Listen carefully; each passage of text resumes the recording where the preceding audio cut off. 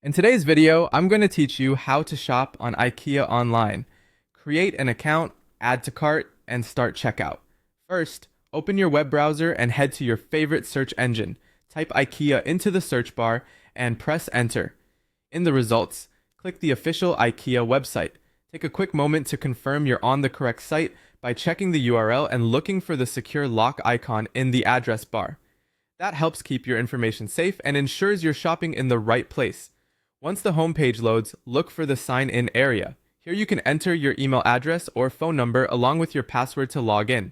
If you don't already have an account, choose the create account option. You'll be prompted to fill out your details, such as your name and contact information. Complete the form carefully and then select create profile. Keeping your information accurate will make checkout smoother later. If the site takes a moment, that's normal. Just give it a second to finish loading before clicking again.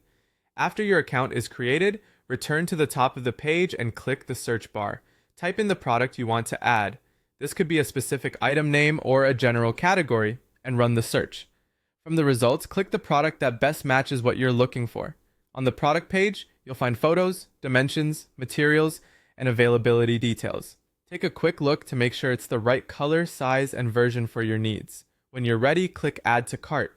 Then go to the cart icon in the upper right corner of the page. Wait for it to load fully. Once it opens, you'll see your selected product listed there. This is a good place to double check the item details. If you need more than one, adjust the quantity using the controls provided and make sure the updates appear before moving on. If you want to buy this product now, click Continue to Checkout. Again, wait for the page to load completely.